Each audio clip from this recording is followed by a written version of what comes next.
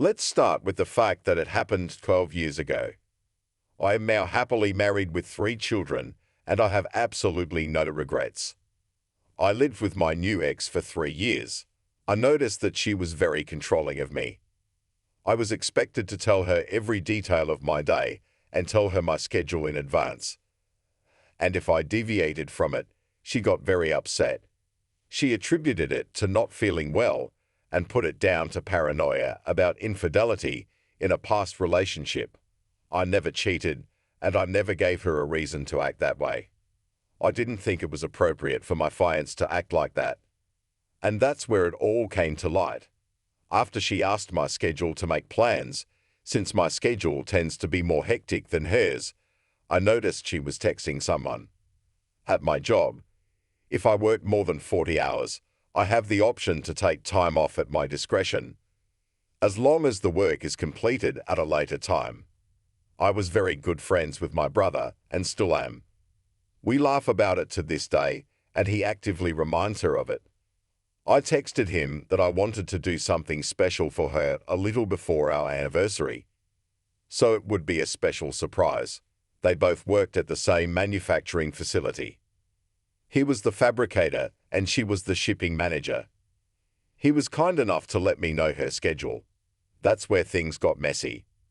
Without my knowledge, she refused to work overtime. She worked 12-hour shifts Monday through Friday, except for Wednesdays, when she only worked half days. She started taking Wednesdays off just at the time she was becoming very supervised. Luckily for me, I had a few days off, so taking Wednesday off was not a problem for me. A few days passed and it was Wednesday. I put on my work clothes and left for work. I was waiting for her to leave since our apartment complex has 2 exits on the same road that is directly across from the mall, so I parked my car at the back door and waited. About an hour later, I spotted a very specific red Mustang with a specific decal on the back window. It was her cousin by marriage. I also had the foresight to bring an old laptop we kept on the desk in the office space with full view of the living room, bedroom, and bathroom door and kitchen. I set it up for remote access, and it alerted me when the webcam noticed movement. Relying on her discretion, I thought he might drop something off or come over to help her with something, as her family members sometimes do. Sure enough, a text came through and I retreated to my laptop. He walks in the door, she undoes the buttons on his shirt and starts kissing him.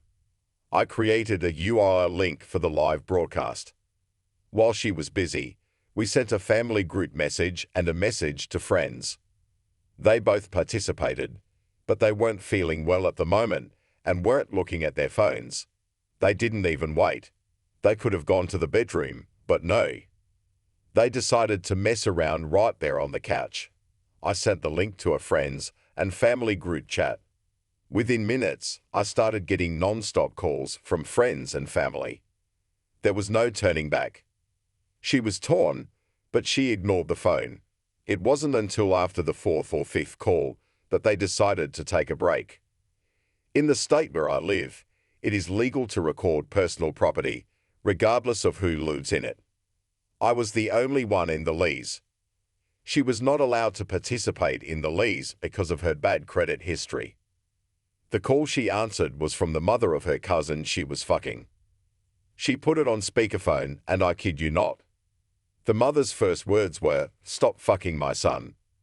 They both tensed up, and she started stammering, saying, "What are you talking about?" etc. The mother then told me that I was live streaming their conversation, which I sent to her family. She grabbed all the pillows off the couch and covered herself with them. The cousin staggered and tried to put on his pants and shoes, but tripped and hit his head on my coffee table. It left a dent. By this time, I had reached the entrance to the apartment complex. I met the adulterer as he was coming out of the entryway. He froze and started crying, apologizing. I'm not going to lie. What happened next was not a good moment, and I almost got in trouble with the law if it wasn't for the fact that he was trespassing on private property. Let's just say I had a cast on for 6 weeks, and he wasn't in the family photos for months.